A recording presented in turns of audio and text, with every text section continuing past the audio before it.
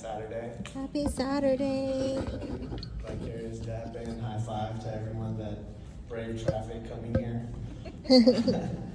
or flights. Yes, my name is Dr. Arash Daneshzadeh. Well done on the pronunciation. I wish you were every Comcast telemarketer I've ever had. Call me Dr. Dinky Don Ziti. I'm just like, yeah. The worst is if you're like on a date and they're like, Dink and Doo party of two, Dink and Doo. And you're just like, who is that? And they're just looking at you like, I think that's your table. I'm like, no, this is someone else. Yeah. So a little bit about my sort of proverbial arc before we begin, because like Kenny, I think it's important to know the bedrock that this work lays on, the foundation, the ancestral wisdom. I'm mixed race, so my mom is Black and Egyptian and my dad is Persian. So essentially I'm North African, Puerto Rican. And in that, I came to the US as a refugee of war. And there's a great cognitive dissonance being a refugee in the country responsible for making you one in the first place. Mm-hmm.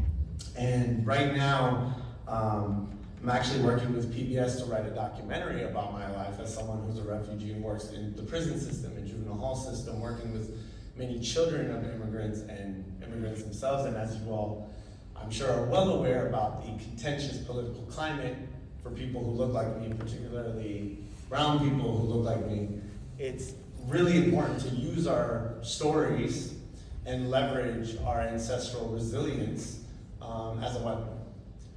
The time for niceties and eventually people will figure it out and love thy neighbor with no foundational education are out the window.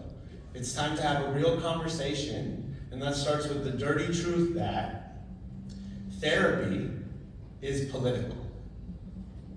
If you have no fundamental understanding of where your clients come from historically, the anti-Blackness they deal with, the anti-indigeneity they deal with, perhaps the homophobia, queerphobia, classism, whatever ism you want to fill in the blank with, it's paramount, and I would say negligence of your duty as a therapist if you are not aware of where they come from, right? And part of that historical arc is political. So our work is political. Little bit background. I have been an educator for 25 years, and I teach educators at the Stanford Graduate School of Leadership and Education.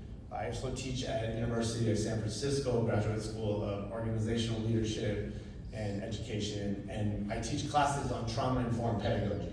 So I teach teachers. I also teach social workers who go into juvenile halls and prisons and educational milieus to work with students, particularly first-generation students of color, newcomer students like myself or my former self, who are not always aware of Erik Erikson's developmental stages of youth, right? But they're going into communities to work with these youth. So it would be remiss not to understand how trauma impacts not only learning outcomes, but our own biases as educators, as facilitators, as therapists. And I can recall that in my time, before coming to the United States in my formative years, I lived in a refugee camp for a year with my mother. I grew up in a single parent home in San Francisco's Mission District, where I'm sure if any of you have heard of him, Carlos Santana, he comes from my part of the city where I grew up in. And before that, I actually lived in a refugee camp in Frankfurt, Germany. I don't speak any German, but I can recall one time the Iraqi warplanes were going overhead before we went to the camp, and we were in a bomb shelter in my old house, in my homeland. And before it was actually bombed by an F-16 missile paid for by the United States. And it was dark, and my mom had helped all the seniors in our building find the bomb shelter before I was able to get in there, and I was about 5 years old. And I recall hearing my mom's voice, and the shelter was about a ballroom the size of this room. It was like the size of this ballroom, and it had the same similar dimensions. And in that room, there was a random neighbor stranger who had seen me. You know, when you're a kid, all your mama's friends, your play aunties, as we call them in our communities, they know you, but you don't know them. Yeah. This is just like the lady that gives me the skills. Or this is like the play uncle that gives you the fill in the blank, Yes. fruit roll up. You know what I mean? So this lady, I recognized her voice, but I didn't know her name because I'm just like, I'm the cute kid that lives in the building. And she grabbed my hand because the ground was starting to shake because the missiles were hitting our street ad nauseum. And my mom said, "You're safe there. Stay with her. Stay with auntie." And I'm like, "She's an auntie?" And I remember this stranger, this neighbor, held me to her bosom and held me tight all night until I fell asleep. And in the morning, I felt safe. And in the movie, the script for which I'm writing, I play Ice Cube's "It Was a Good Day." And I wake up, and this random stranger is like, wiping the crust out my eyes. And I felt so safe, and in that moment, I really understood how paramount it is to do therapy with a collectivist mindset, right? Not in the sense that you need to have a restorative circle with each of your clients in each session, but to have this idea that you're not competing with what they're telling themselves, you're competing with where that bias comes from, including their communities, their families, their neighborhoods, their neighbors, right? But the inverse is also true, that healing is also not a singular unilateral venture, that you also can leverage the healing from wisdom that came from ancestors and community and neighbors, right? And so in that moment, it really started to dawn on me, and obviously throughout my life's journey after my formative years, the role that collectivist wisdom plays in our healing. And so I'm here before you today to really talk about the miseducation of what the archetype and the paradigm of healing has told us as clinicians, and where we should be headed given the landscape and the political turmoil and tumult that we're all enjoying. Okay, you all with me? Thumbs up if you're with me. All right, cool. Right on. Yes, I'm that hella old dude that still high fives people. Okay, so this is an image that I generated that I thought was emblematic of what I'm here to speak to you about. And I should start by probably saying that as a warning label, I'm not really the type of keynote speaker who hands you 3 neat bullet points, a tote bag and a free stress ball from Costco. If anything, I'm here to complicate your life a little bit, but lovingly, so indulge me, okay? So, I come to you today not as a polished CB, but as a refugee kid. Not as a professor for the last 25 years at the elite institution of the Bay Area, but as someone whose first teachers were war, silence, and survival. I carry dust in my lungs and prayers in my bones, and the knowing that trauma is not an abstract concept. It's a companion that sneaks into your dreams and into your DNA. And yet here I am, scarred, stubborn, and a little cracked, but still foolish enough to believe in joy. You can see from the image here that so often healing is not a linear quest. I would venture to say seldom is it, right? But oftentimes it has zigzags, it has veritable hiccups. There are times where you might regress to the mean, as we say as researchers at Stanford, but there is an end game, but even when you get there, you need to keep going. Clinicians are often told to be neutral, to sit in the chair and treat healing like marble statues, leaving ourselves at the door.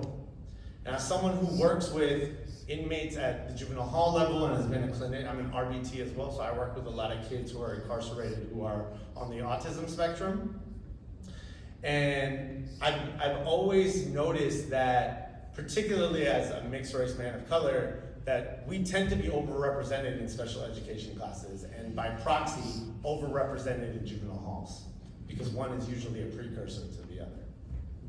And so because of that, neutrality has always been a disguise of the oppressor, because being neutral in those spaces would require that I don't notice these statistical facts and don't point them out.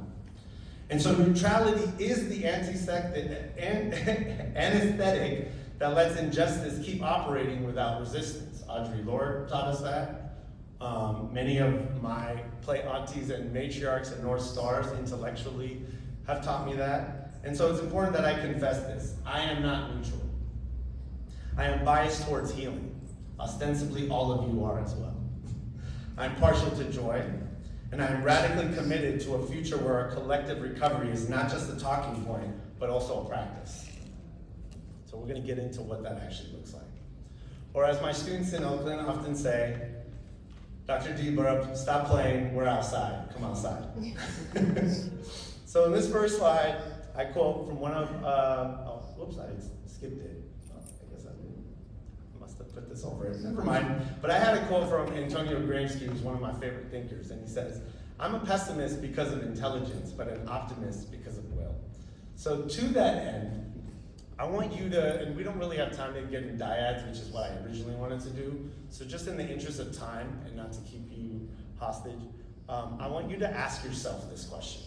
Who taught you your first lessons about surviving or healing? Who was sort of like your intellectual or epistemic North Star? And was it a parent, a client, a mentor, a community? And how did that shape you as a clinician?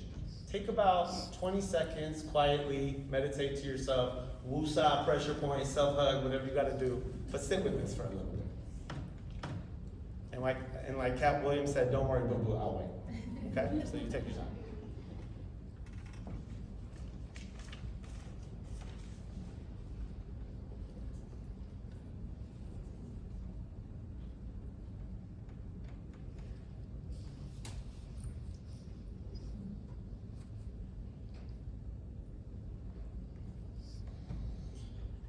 So why I ask this question is because the miseducation of our healing is this. We've often been taught to treat trauma as an individual failure rather than a collective condition.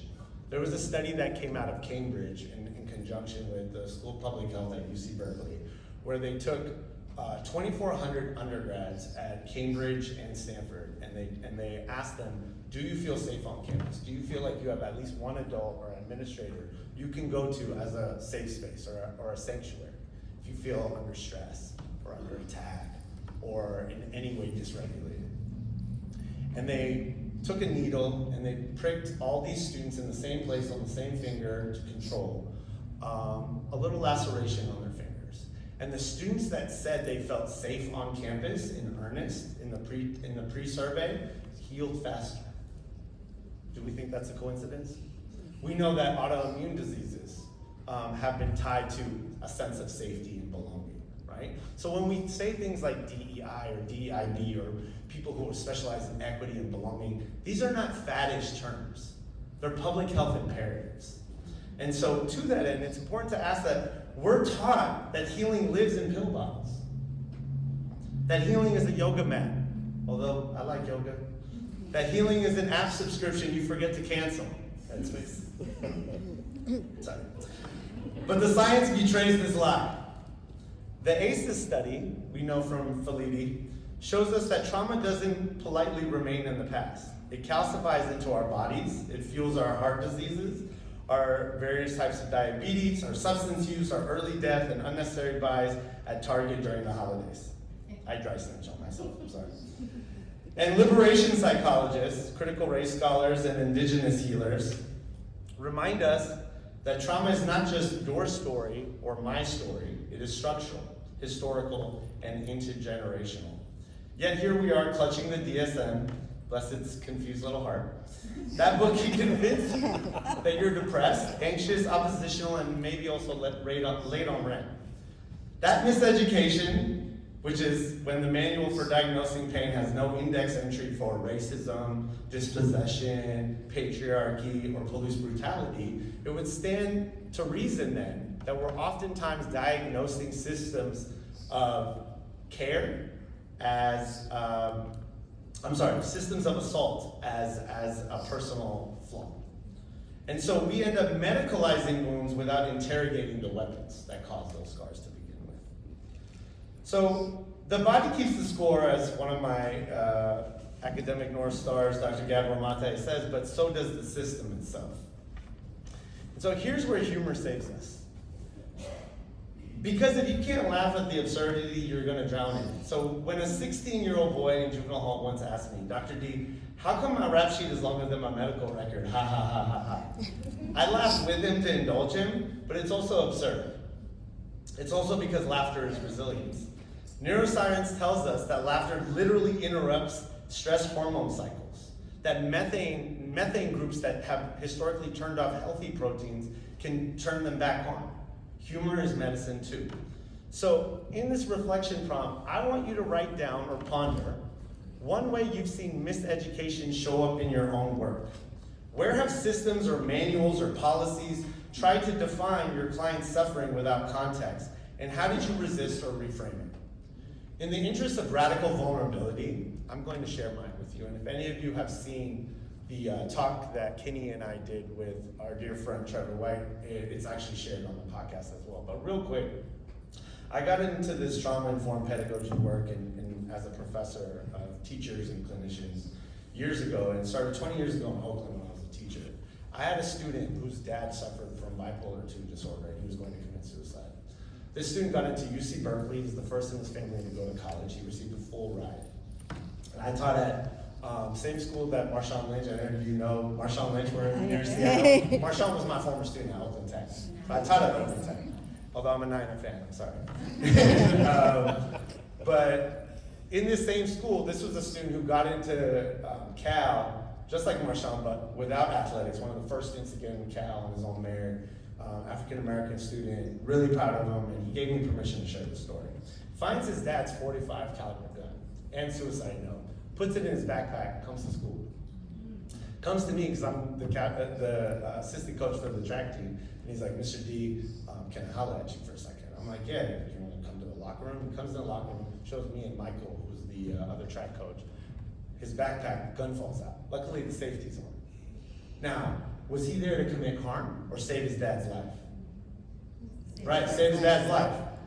This boy lost his scholarship, spent 2 nights in juvenile hall, and at his expulsion hearing, the superintendent, who looked nothing like him, said, you know, for all intents and purposes, you're a great kid. We have a litany of teachers who are waiting to exalt your graces, almost like, you know, Hot Pocket Day at the Costco sample, right? There's a long line of people waiting to say all the things about this kid, and they expelled him anyway. He ended up going to jail, lost his scholarship to Cal, and had to start community college, start over, even though he was one of the top students at our school. And that told me that we're not living in black and whites when it comes to trauma, we live in the gray. And when we don't contextualize these students, and we treat restorative justice as restoring people rather than restoring systems, we're always going to look at our clients through a deficit-based lens. So with that, I want you to sort of think about where was your spark in terms of treating this as healing-centered work and not a job? That was mine. So what do we do about it, right? Because I don't believe that we should just languish and brood in the malaise, right? We re-educate our healing. Trauma-informed care was the first corrective shift that asked the question, what's wrong with you, to what happened to you? If any of you are familiar with Bruce Perry's neurosequential cycles of trauma, you've probably heard this before, so forgive me. But healing organized practice goes further than that. It also should ask, what's possible with us together? I've sat with young people who can recite their ACE score by heart, and yet if they walk back into their cell block that strips their dignity, what good is my chart? I want you to ask yourself that same question about your notes. Healing organized praxis is built on 3 pillars. One is relationship, because safety is relational, not just clinical, like the example I gave out of Cambridge and UC Berkeley. Polyvagal theory tells us that safety is felt in nervous systems co-regulating, not just in institutional policies, right? That school that I worked at, that Marshawn went to, was a zero tolerance policy school when it came to weapons, and after that incident, they became a restorative justice school.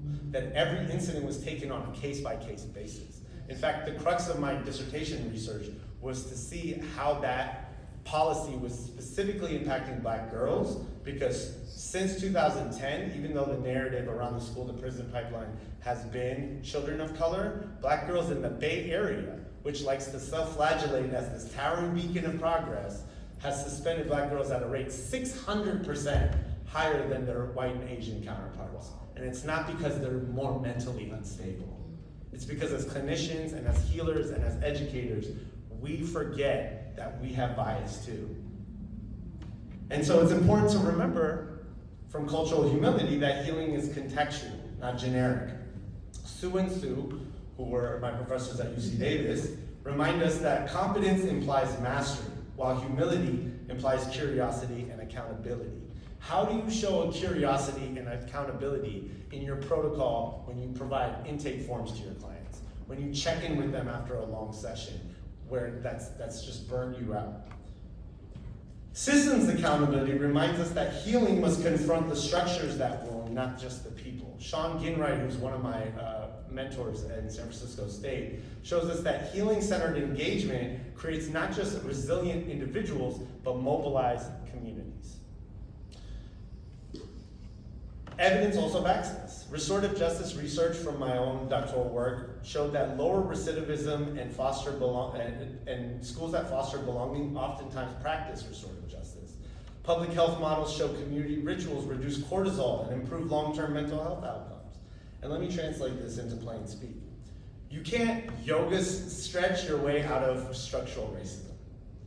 What we mean by that is you can't mindfulness app yourself out of it. You can't stretch with your client but then ask about their landlord, their boss, their neighborhood, and assume that they're just gonna forget about those things, right? We know from polyvagal theory that these concentric circles that Kinney was referring to, these ecological systems of trauma, are with us and they're fluid. There's permeable membranes that demand they follow your clients into the session with you, require you to be hyper-vigilant of them. And to understand culturally, through the identities of your clients, that they're going to be filtered in different ways for them. And so here's what I want you to ask yourself. You can either write this down on your phone or on a piece of paper. Which of the three pillars that I just mentioned, relationship, cultural humility, or systems accountability, do you practice most naturally as a clinician? Which one challenges you the most? What would it take to strengthen the muscle left lacks in your own clinical work? If we're not asking ourselves this question, then this keynote is just theory, not practice. This really is meant to be a love letter to yourself, the work that you do. So for me, that love letter begins with the teenager in Vallejo when I was a teacher at UC Davis that said, I ain't nobody's statistic. To the mother who came to my sessions who insisted her name has 3 syllables and every one of them means survivor. To the clinicians who come to my graduate classes who stay up late writing notes, not because insurance demands it, but because their clients' stories deserve to be archived with care. I've seen trauma eat memories, fractured testimonies, buried voices, and I've also seen resilience refuse to die. And while I can cite studies until the projector ball burns out, what I want you to remember is the sound of laughter that erupts in a restorative circle after the tears. The joy that sneaks back in uninvited but necessary. For me, for Mama Lord, that's radical love. And as Bell Hooks reminds us, radical love is the practice of belonging. And belonging is not optional, it is oxygen. And here's the irony. We need research to validate what our grandmothers already knew. That music heals, that kitchens are therapy rooms. I have a video tied to what I'm saying, so I'm not just trying to be a hallmark. I promise.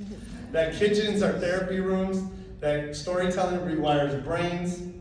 Cozzolino calls the brain a social organ. It grows in relationship. But your grandmother just called it sitting around the table, and I mean literally my grandmother. So here's what I want you to do. I want you to close your eyes for 30 seconds.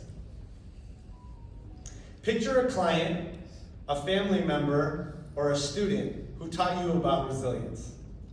It could be your own child.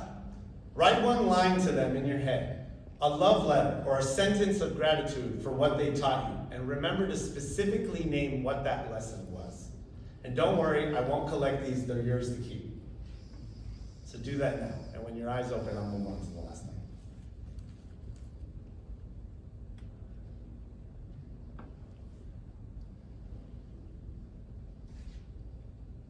Would it help if I said,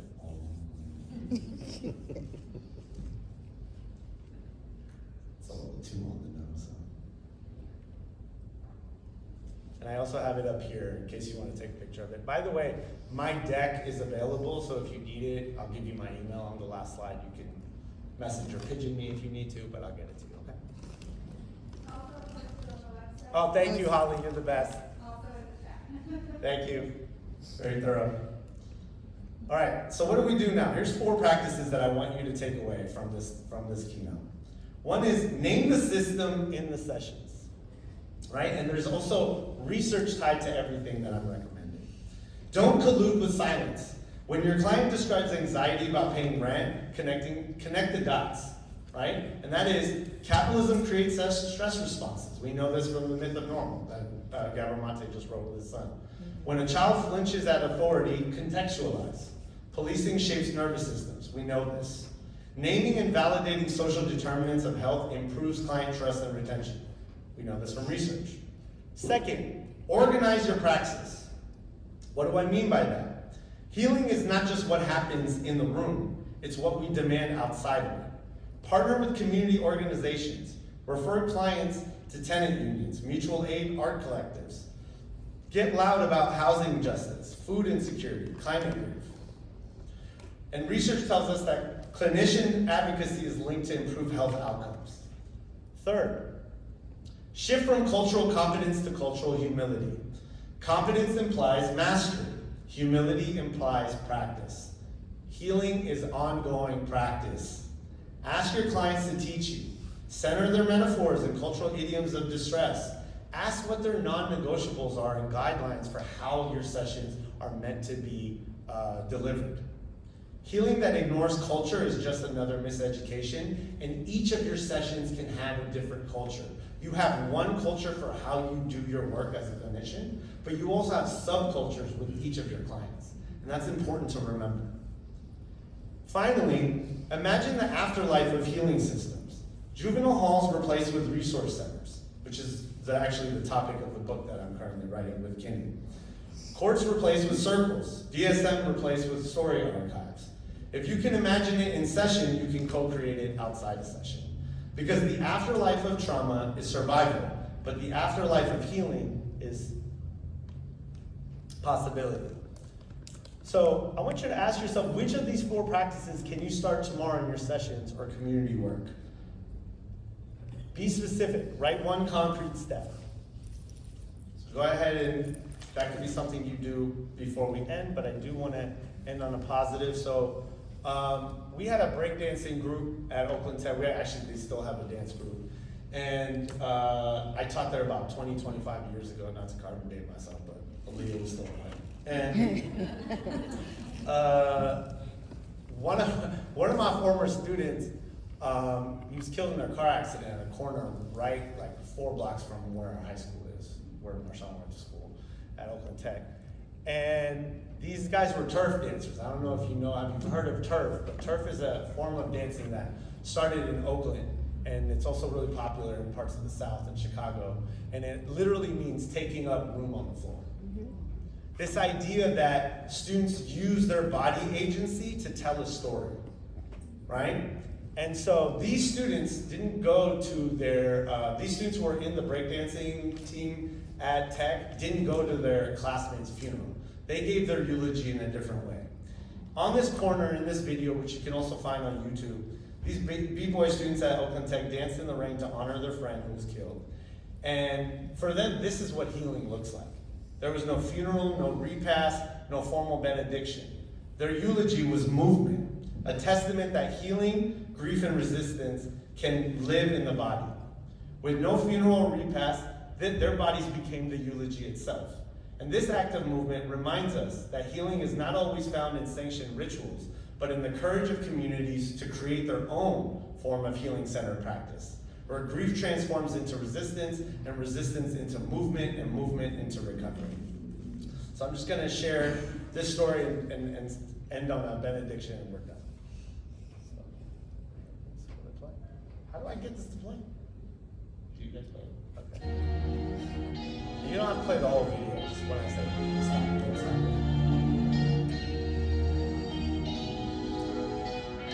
And they mimic a lot of the signature moves of their classmate to honor him. So a lot of the stuff they're doing that they might struggle at is just their way of calling his name. Almost in the same way that you would have someone's image during Dia de los Muertos. It's sort of calling his moves as the way of honoring.